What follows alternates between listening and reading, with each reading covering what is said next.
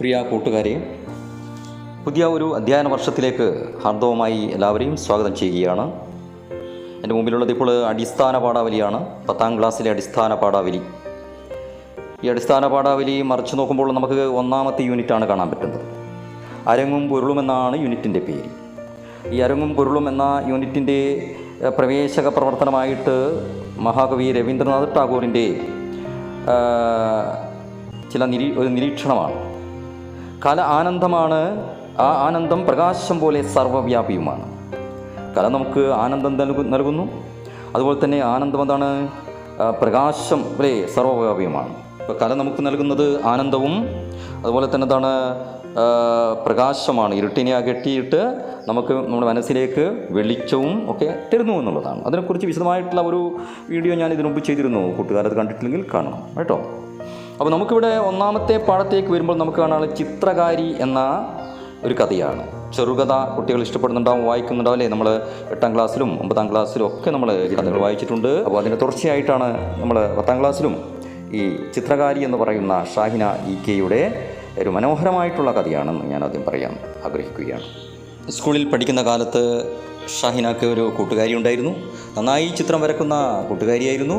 പക്ഷെ അവളെ പെട്ടെന്ന് വിവാഹം കഴിപ്പിക്കുകയും അവൾ കുടുംബ ജീവിതത്തിലേക്ക് നയിക്കപ്പെടുകയും ചെയ്തു. അങ്ങനെ അവൾ കുടുംബ ജീവിതത്തിനുള്ളിൽപ്പെട്ട് തൻ്റെ ചിത്രം വര എന്ന് പറയുന്ന ആ കല അവൾക്ക് കൊണ്ടുപോകാൻ സാധിക്കാത്ത അതുമായി ബന്ധപ്പെട്ടാണ് ഈ കഥ എഴുതിയിരിക്കുന്നതെന്നാണ് പറയുന്നത്. അപ്പോൾ നമുക്കിങ്ങനെ അറിയാം, നമ്മുടെ സമൂഹത്തിൽ തന്നെ നല്ല കഴിവുള്ള പെൺകുട്ടികൾ അവർക്ക് വിവാഹത്തിന് ശേഷം കലാപരമായിട്ടുള്ള കഴിവുകൾ മുന്നോട്ട് കൊണ്ടുപോകാൻ സാധിക്കാതെ ജീവിതം ദുരിതപൂർണ്ണമായി തീരുന്ന അവസ്ഥയിലുള്ള ഒരുപാട് പെൺകുട്ടികളെ നമ്മുടെ സമൂഹത്തിൽ നമുക്ക് കാണാൻ പറ്റിയിട്ടുണ്ട്. എനിക്ക് ഈ കഥ എടുക്കുമ്പോൾ ഓർമ്മ വരുന്നത് നമ്മുടെ ഒരു പഴയ കഥാകാരിയെക്കുറിച്ചാണ്. രാജലക്ഷ്മി എന്ന് പറയുന്ന ഒരു കഥാകാരി ഉണ്ടായിരുന്നു. നമുക്ക് 1956 മാതൃഭൂമി ആഴ്ചപ്പതിപ്പിൽ ആദ്യമായിട്ട് മകൾ എന്ന കഥ പ്രസിദ്ധീകരിച്ചു. അതോടെ രംഗപ്രവേശനം ചെയ്യുന്നത്. അതുപോലെ തന്നെ 1960 ഉച്ചവെയിലും ഇളം നിലാവും എന്ന ഒരു നോവല് മാതൃഭൂമി ആഴ്ചപ്പതിപ്പിൽ കണ്ടശായി വന്നു തുടങ്ങിയെങ്കിലും 8 ഭാഗങ്ങൾക്ക് ശേഷം രാജലക്ഷ്മിയുടെ ആവശ്യപ്രകാരം നോവൽ നിർത്തിവെച്ചു. നിങ്ങൾ ശ്രദ്ധിക്കണം, സ്വന്തം ആവശ്യപ്രകാരം നോവൽ നിർത്തിവെക്കുക. കാരണം തങ്ങളുടെ കഥയാണ് രാജലക്ഷ്മി വിറ്റ് കാശാക്കുന്നതെന്ന ചില ബന്ധുക്കളുടെ ആക്ഷേപമാണ് ഇതിന് കാരണമായത്. അങ്ങനെ നിരന്തരമായിട്ടുള്ള സമൂഹത്തിൽ നിന്നുള്ള ഇത്തരം വാക്കുകളും കുത്തുവാക്കുകളും ഒക്കെ കേട്ട് അവസാനം ആ കഥാകാരിക്ക് സ്വന്തം ജീവിതം അവസാനിപ്പിക്കേണ്ടി വന്നു എന്നുള്ള ഒരു വേദനിപ്പിക്കുന്ന ഒരു ചരിത്രം നമ്മുടെ മലയാളത്തിനുണ്ട് എന്ന കാര്യവും വിസ്മരിച്ചുകൂടാ.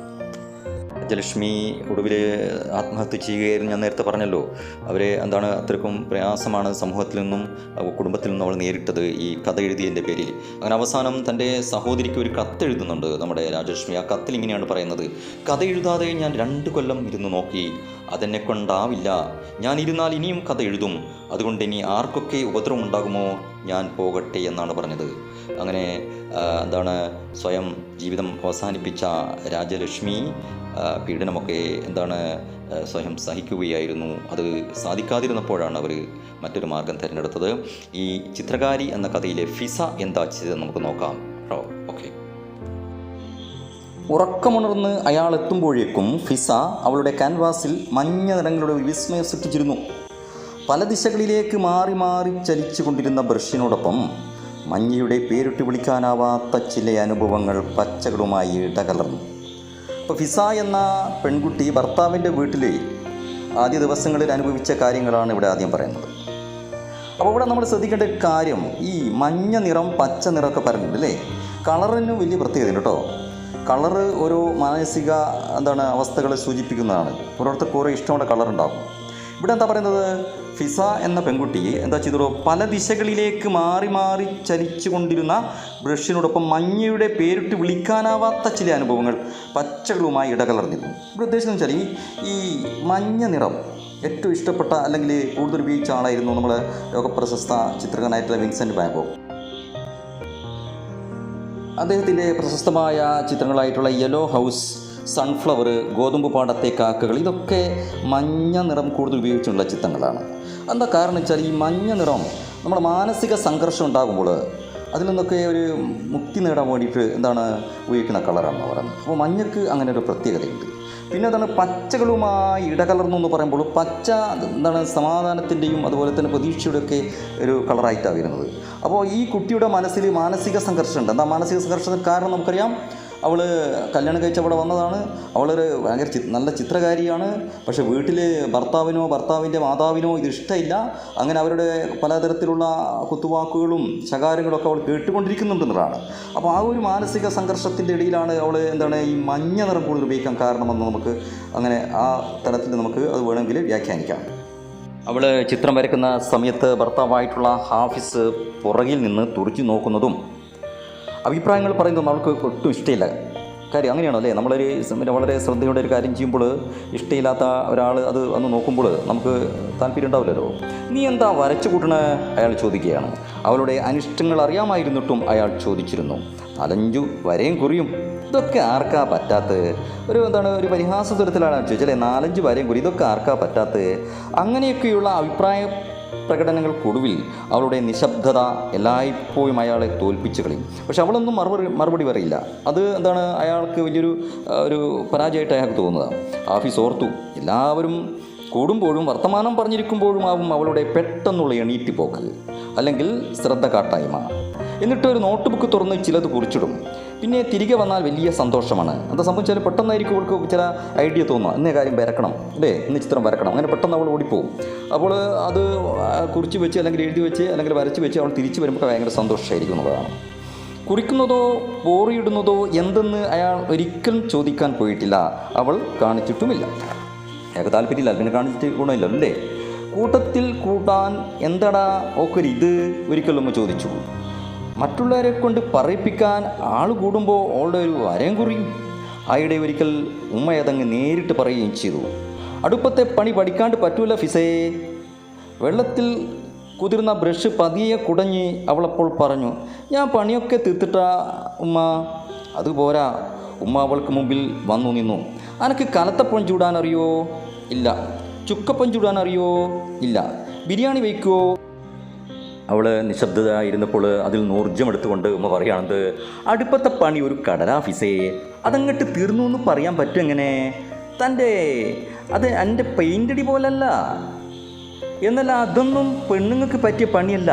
കുടുംബത്തെ ആണുങ്ങൾക്ക് വായ്ക്ക് രുചിയായി വല്ലതും വെച്ചുണ്ടാക്കുക, കുട്ടികൾക്കും മക്കളുടെയും കാര്യം നോക്കുക, അത്ര തന്നെ പെണ്ണുങ്ങൾക്ക് പറഞ്ഞ പണി. അല്ലെങ്കിൽ നാളെ മുതൽ നമുക്കെല്ലാവർക്കും ഇവിടെ ഇരുന്ന് ചിത്രം വരയ്ക്കുക, ആരൊന്നും തിന്നാൻ കുടിക്കാൻ വേണ്ട. ഇതാണ് ഉമ്മയുടെ അഭിപ്രായം. എന്ന് പറഞ്ഞാൽ ഉമ്മക്ക് ഈ സ്ത്രീകൾ അല്ലേ, സ്ത്രീകൾ അല്ലെങ്കിൽ പെൺകുട്ടികളെന്ന് പറയുന്ന അടുക്കളയിൽ മാത്രം ഒതുങ്ങി നിൽക്കേണ്ടവരാണ്.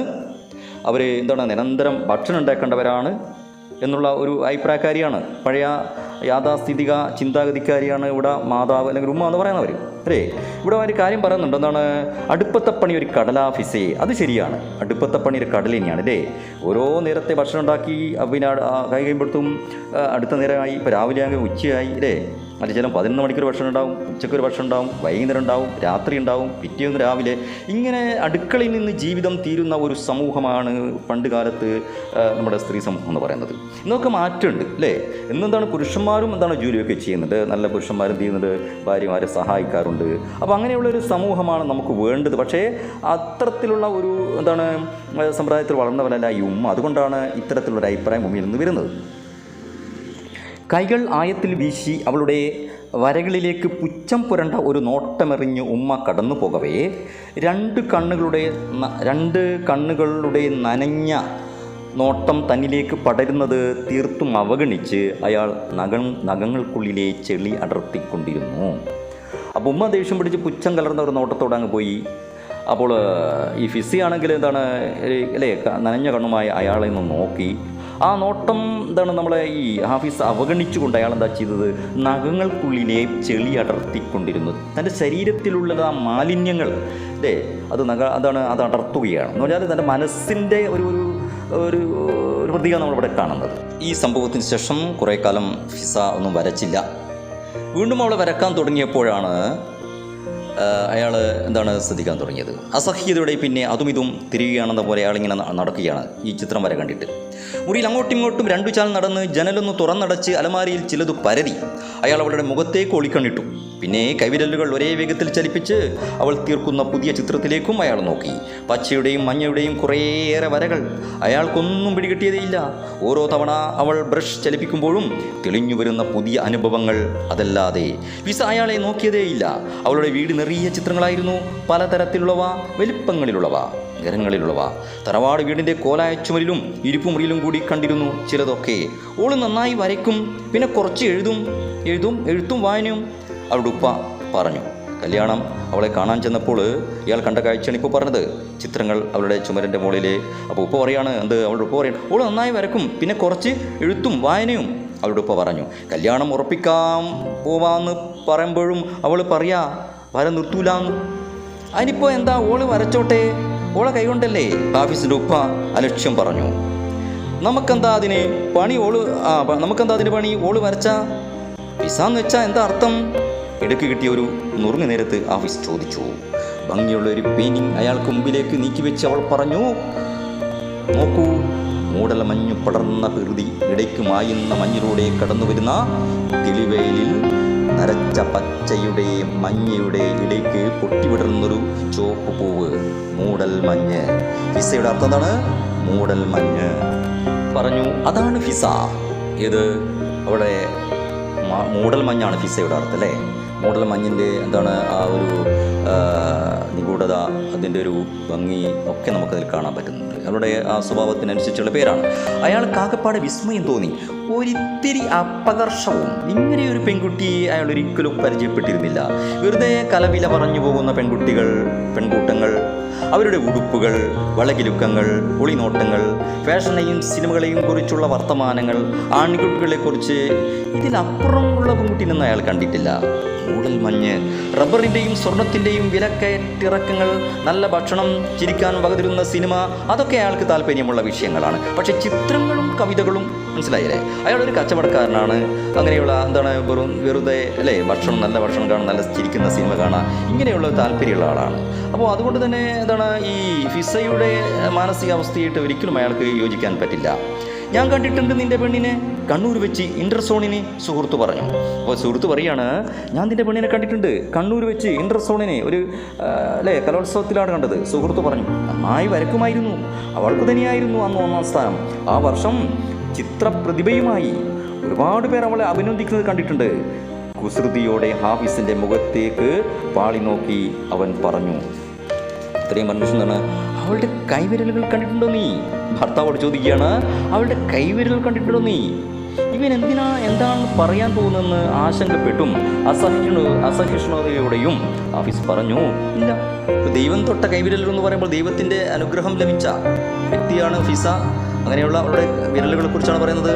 അപ്പോൾ ഇയാൾ പറയുന്നത്, ഇത് എൻ്റെ അഭിപ്രായമല്ലേ ഹാഫി, അന്ന് അവിടെ ഞങ്ങളുടെയൊക്കെ ചിത്രങ്ങൾ കാണാൻ ആർട്ടിസ്റ്റ് മാധവൻ സാർ വന്നിരുന്നു. അപ്പോൾ ഇയാളും ഈ സുഹൃത്തും ഒരു ചിത്രകാരനാണ്.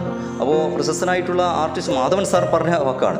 അപ്പോൾ ഇങ്ങനെ പറഞ്ഞുകൊണ്ട് അയാൾ ഒരു തമാശ രൂപത്തിലാണ് ഹാഫിസിനെ എന്താക്കിയത് പറഞ്ഞത്. തമാശയായിട്ടാണ് ഇത്തരം കാര്യങ്ങളൊക്കെ പറഞ്ഞത്. കുസൃതിയോടെ ആകുലത ഭാവിച്ച് അവൻ നെഞ്ചോട് കൈ ചേർത്തു. ഒക്കെയും തമാശയായി കരുതാൻ ശ്രമിച്ചെങ്കിലും ഹാഫിസിനെ പെരുവിരൽ തൊട്ട് ഒരു ചൂട് അരിച്ചു കയറുന്നതായി തോന്നി. അത് മൂർധാവിൽ തൊട്ടു നിൽക്കും വരെ വല്ലാത്തൊരു പുകച്ചിൽ. ഫിസയുടെ ബ്രഷ് ഇപ്പോൾ ഒരു കാട് തീർക്കുകയാണ്. കാൻവാസിൽ മഞ്ഞ പച്ചകളുടെ മാത്രം കാട്, ഇടയ്ക്ക് അവ്യക്തമായൊരു വഴി, കാടങ്ങനെ പടർന്ന് ഇങ്ങനെ പോവുകയാണ്. അപ്പോൾ ഇവിടെ നമ്മൾ ആ ചിത്രത്തിലൊക്കെ കാടാണ് വരച്ചുകൊണ്ടിരിക്കുന്നത്. എന്ന് പറഞ്ഞാൽ നമ്മുടെ മനസ്സാണ് ഇവിടെ വന്നുകൊണ്ടിരിക്കുന്നത്. കാട് നമുക്കറിയാം ദുരൂഹതയാണ് അല്ലേ? അപ്പോൾ വല്ലാത്തൊരു മാനസികാവസ്ഥയാണ് ഈ കാണിക്കുന്നത്. അതിങ്ങനെ പടർന്ന് വെച്ചാൽ അവളുടെ മനസ്സിലിങ്ങനെ ഈ വീട്ടിൽ നിന്നുള്ള ഈ ശകാരങ്ങളും കുറ്റപ്പെടുത്തലും ഉണ്ടായിട്ട് ആകെ വിഭ്രാന്തിയിലാണ്. അത് ചിത്രത്തിൽ കാണുന്നുണ്ട്. ഇടയ്ക്കൊരിക്കൽ അവളുടെ ചിത്രങ്ങൾ കാണാനും എന്തൊക്കെയോ വിവരങ്ങൾ തിരക്കാനുമായി ആരോ ചിലർ വന്നുപോയി. ഒരു എക്സിബിഷൻ നല്ലൊരു വഴി തുറന്നു കൊടുക്കും അവർ പറഞ്ഞു. അപ്പോൾ അവരുടെ ചിത്രങ്ങൾ വെച്ചുകൊണ്ട് ഒരു എക്സിബിഷൻ നടക്കാനാണ്. എന്താ പറഞ്ഞത്? ഒരു എക്സിബിഷൻ നല്ലൊരു വഴി തുറന്നു തന്നേക്കും എന്നാണ് പറഞ്ഞത്. അപ്പോൾ നല്ലൊരു വഴി തുറന്നു തന്നേക്കും എന്ന് പറയും. ഇപ്പോൾ അവരുടെ വഴി നല്ലതല്ല എന്ന് അവർക്കും അറിയാം. അപ്പോൾ എക്സിബിഷൻ തുടങ്ങിയാൽ അവർക്ക് നല്ല ചിത്രത്തിനൊക്കെ നല്ല ക്യാഷ് കിട്ടും, അങ്ങനെ ഭർത്താവിന് സന്തോഷമാകും എന്നൊക്കെ അതിൽ നമുക്ക് വായിച്ചെടുക്കാൻ പറ്റും അല്ലേ? ഒരു എക്സിബിഷൻ നല്ലൊരു വഴി തുറന്നേക്കും അവർ പറഞ്ഞു. ഫിസ നല്ല ഉത്സാഹത്തിലായിരുന്നു. ഒരു താക്കീത് പോലെ അവനെ നോക്കി ഉപ്പ കടന്നു പോകവേ ഹാഫിസ് അവസാനമെന്നോണം അവളോട് പറഞ്ഞു, ഒരു പണ്ടാരോ വേണ്ട. അവൾ പ്രതികരിച്ചില്ല. ഇപ്പോഴെന്ന പോലെ നിശബ്ദമായി അങ്ങനെ അങ്ങ് പോയി കളഞ്ഞു. ഈ മിണ്ടാതിരിക്കലാണ് ഏറെ വെറുപ്പിക്കുന്നത്, ഹാഫിസ് മനസ്സിൽ പറഞ്ഞു. അവളുടെ ആ മൗനം ഇയാളെ കൂടുതൽ ദേഷ്യം പിടിപ്പിക്കുകയാണ്. ചിത്രം വരയുന്നവർ മിണ്ടാറില്ലേ? മിണ്ടിയ വര തെറ്റുമോ? അയാൾ അവളോട് ചോദിച്ചു. അതിന് അഹങ്കാരം എന്നാ പറയാ, വലിയ ആളുകളി. ഒരു ചായ എനിക്ക്, ഒരു ചായ. അയാൾ ദേഷ്യത്തോടെ എനിക്ക് ചായ വേണമെന്ന് പറഞ്ഞു. പിന്നെ അവളുടെ കയ്യിലെ ബ്രഷ് ഒരൊറ്റ തട്ടിന് തെറിപ്പിച്ചു കളഞ്ഞു. ദേഷ്യത്തോടെ ചായ എന്ന് പറഞ്ഞുകൊണ്ട് അവൾ അവിടെ അത്ര ശ്രദ്ധിച്ചില്ല എന്നാണ് തോന്നുന്നത് അല്ലേ. ഒരു ബ്രഷ് ഒരൊറ്റ തട്ടിന് തെറിപ്പിച്ചു കളഞ്ഞു. കാടിൻ്റെ പച്ചയിൽ അങ്ങിങ്ങ് ചില നിറങ്ങൾ പടർന്നു, ഒരു ചേർച്ചയുമില്ലാത്തവ. അതിൽ നിന്ന് കളറുകൾ തെറിച്ചുകൊണ്ടാണ് കാടിൻ്റെ പച്ചയിൽ ചില നിറങ്ങൾ പടർന്നത്. നിർനിമേഷനായി കുറച്ചിട അത് നോക്കി നിന്ന അവൾ പിന്നെ പതിയെ മുറിവിട്ടിറങ്ങി ഡൈനിങ് ടേബിളിനരികിലേക്ക് നീങ്ങി. അവൾക്ക് പിറകെ കിതച്ചെത്തിയ അയാൾക്ക് മുന്നിലേക്ക് നീക്കിവെച്ച് അടുക്കി വെച്ച പാത്രങ്ങൾ തുറന്നു. മേശപ്പുറത്ത് അയാൾക്കേറെ ഇഷ്ടമായിരുന്ന പത്തിരിയും തേങ്ങാപ്പാലും നേരത്തെ ഒതുക്കി ചൂടാറാതെ അടച്ചു വെച്ചിരുന്നു. ഫ്ലാസ്ക് തുറന്ന് ചായ പകരവേ തുളികൾ വീണ് അവളുടെ കയ്യിലെ മഞ്ഞച്ചായം മെഴുകിക്കൊണ്ടിരുന്നു. അയാൾ അവളുടെ കൈവിരലുകളെ കണ്ടുനോക്കി. ദൈവം തൊട്ട കൈവിരലിൽ അപൂർണമായൊരു ചിത്രത്തിൻ്റെ മഞ്ഞ പച്ചച്ചായങ്ങൾ അപ്പോഴും പറ്റി നിന്നിരുന്നു. നിശബ്ദമായൊരു കരച്ചിലൂടെ അവൾ കൈ കഴുകാൻ തുടങ്ങി. അപ്പോൾ നമ്മളിവിടെ മനസ്സിലാക്കേണ്ടത് എല്ലാ ജോലികളും കഴിഞ്ഞതിന് ശേഷമാണ് അവൾ ഈ വരക്കുന്നത് അല്ലേ. അയാൾ കുറ്റപ്പെടുത്താൻ ഒരു കാരണം കണ്ടെത്തുകയായിരുന്നു. പക്ഷേ ഇവിടെ നമ്മൾ അവസാനം കാണുന്നതാണ് അവൾ നിശബ്ദമായൊരു കരച്ചിലൂടെ അവൾ കൈ കഴുകാൻ തുടങ്ങി. അപ്പോൾ നമുക്ക് മനസ്സിലാകുന്നത് ബ്രഷുകൾ തട്ടിത്തെറിപ്പിക്കുക എന്ന് പറയുന്നതാണ് അവളുടെ ആഗ്രഹങ്ങളെ, സ്വപ്നങ്ങളെ തട്ടിത്തെറിപ്പിക്കുകയാണ് അയാൾ ചെയ്തത് അല്ലേ. അപ്പോൾ അവൾക്ക് തോന്നി ഇനി വരക്കാൻ സാധിക്കില്ല. ഒരു കരച്ചിലൂടെ അവൾ കൈ കഴുകാൻ തുടങ്ങി എന്നുള്ളതാണ് കഥ അവസാനിക്കുന്നത്. പ്രിയമുള്ളവരെ, ഷാഹിനായിക്കയുടെ ചിത്രകാരി എന്ന കഥ കുടുംബത്തിൻ്റെ ദൈനംദിന ബന്ധങ്ങൾക്കിടെ സ്വന്തം സ്വത്വബോധം സ്ഥാപിക്കാനാവാതെ നിസ്സഹായപ്പെട്ടു പോകുന്ന സർഗാത്മക മനസ്സുള്ള പെൺജന്മങ്ങൾക്കുള്ള ശ്രദ്ധാഞ്ജലിയാണ്.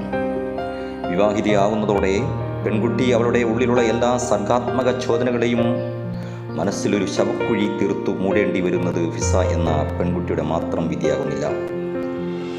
ദൈവം തൊട്ട കൈവിരലുകളിൽ നിന്ന് മറ്റുള്ളവരാൽ പുകഴ്ത്തപ്പെട്ട അവളുടെ കൈവിരലുകളെ ഭയപ്പാടുടെ ഭർത്താവ് നോക്കുന്നത് അയാളുടെ അപകർഷം കൊണ്ട് തന്നെയാവണം.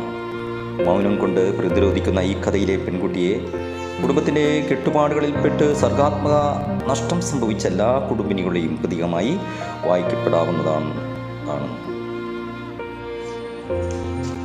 ഈ കഥ നൽകുന്ന പാഠം എന്താണ്? ഫിസിയെപ്പോലെ നിശബ്ദമായി എല്ലാം സഹിച്ച് വിധിയുടെ വാത്മീകത്തിനുള്ളിൽ അമർന്നിരുന്ന് തൻ്റെ കഴിവുകളെ, സർഗശേഷിയെ മറ്റുള്ളവരുടെ ഇംഗിതത്തിനു മുന്നിൽ ബലികഴിക്കാനുള്ളതല്ലെന്നും യാഥാസ്ഥിതിക മനസ്സുകൾക്കെതിരെ അവർക്ക് കൂടി ബോധ്യമാകുന്ന തരത്തിൽ പ്രതിരോധം തീർത്ത് മുന്നേറാൻ കഴിയണം എന്നുള്ള വലിയ ഒരു സന്ദേശമാണ്, തിരിച്ചറിവാണ് ഈ കഥ നൽകുന്നത്. നന്ദി, നമസ്കാരം.